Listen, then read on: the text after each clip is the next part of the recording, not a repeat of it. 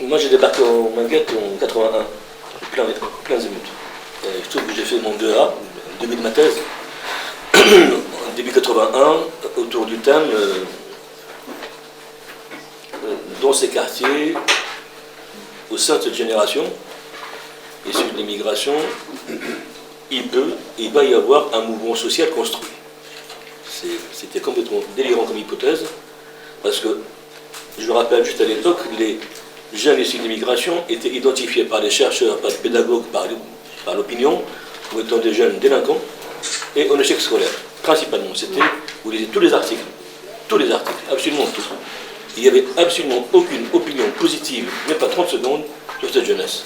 Alors dire, comme hypothèse de travail, que là-dedans va naître un mouvement social, c'était une certaine folie. Et lorsqu'il y a eu les émeutes, ça peut paraître paradoxal, je me suis dit, c'est là. Parce que lorsqu'il y a une capacité de révolte, c'est qu'il y a une capacité d'action.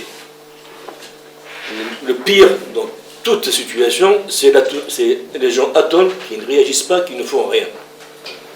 C'était en plus les premières émeutes urbaines de France. Donc un énorme écho au niveau national. Je rappelle le contexte, la gauche arrive au pouvoir en mai 81, c'est ce qu'on appelle l'état de grâce. Dire, la France, ça va, ça roule, ça baigne, ça va aller, et en plein été, arrive ce coup de tonnerre. Et en plus, il arrive de manière non expliquée, non explicable.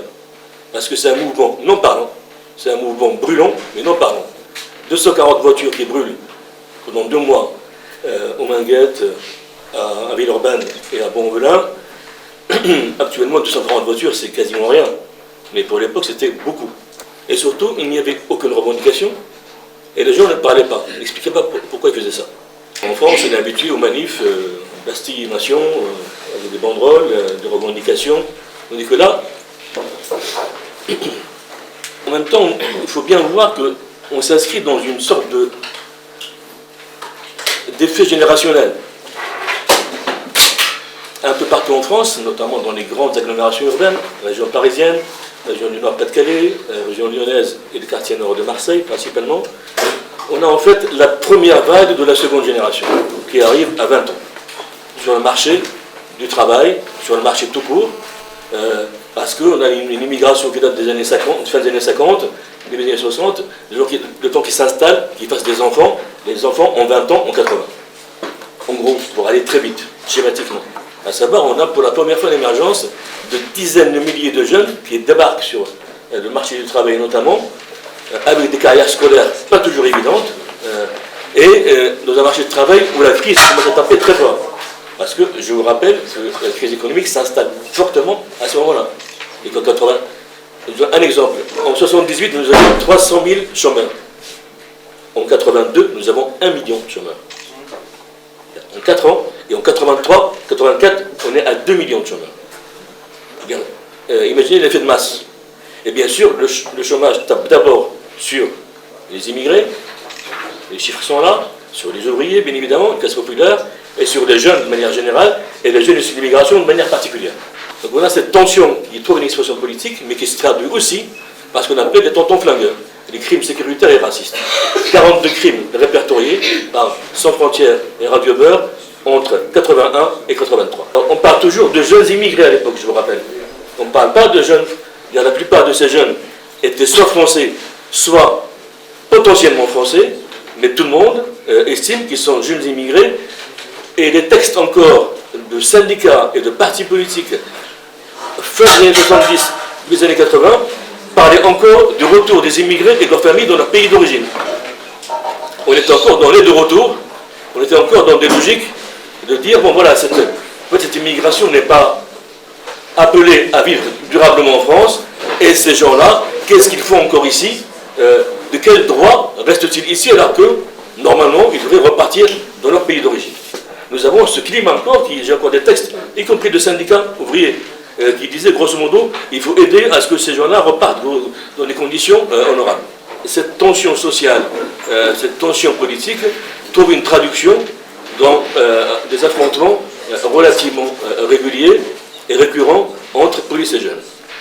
D'où d'ailleurs, on voit bien sur les Minguettes, mais ailleurs aussi, Ce qui s'est passé au Minguette s'est passé à Marseille, s'est passé dans la région parisienne.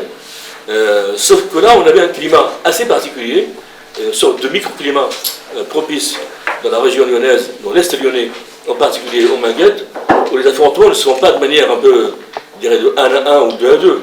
Ils sont de 400 à 300, quoi. Donc c'est des gros trucs. C'est pas des affrontements de mars 83, c'était quelque chose d'assez. C'était une bataille rangée.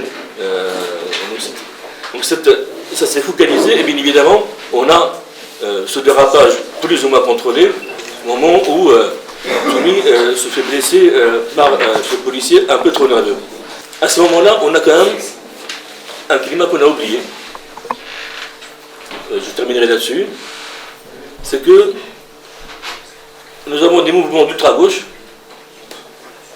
dont je ne dirai pas les noms, qui étaient en train d'essayer de recruter dans les quartiers, dans les banlieues populaires, avec des logiques de lutte armée, pour aller vite. Ces mouvements ont existé, et ces mouvements étaient en train d'essayer de recruter dans un certain nombre de quartiers populaires, dont la banlieue lyonnaise. Ils avaient une branche sur Lyon qui était assez active. C'était la dernière à être démantelée en 86-87. Donc ces mouvements-là étaient en train de... Et il y avait un potentiel de violence dans les quartiers qui était assez important pour qu'il puisse être en partie récupéré par des gens comme ça. Il ne faut jamais l'oublier. La marche est arrivée comme une offre, comme une main tendue, comme un acte politique majeur, et qui a désactivé quelque chose qui aurait pu nous mener très loin en matière de violence urbaine organisée, de manière de lutte armée organisée. Ce n'était pas de la rigolade. D'autres pays l'ont vécu, comme l'Italie, où les mouvements terroristes ont été massifs, ce n'étaient pas des petits mouvements terroristes, ils ont recruté dans les quartiers populaires en Italie, et en Allemagne, où la fraction Armée Rouge a été une fraction qui a recruté de manière massive. Donc n'oublions pas que ce contexte était politiquement explosif, et que la marche est arrivée par cette naïveté incroyable à renverser la tendance et à dire qu'il y a autre chose de possible. Et c'est en ça que ça reste un mouvement absolument génial.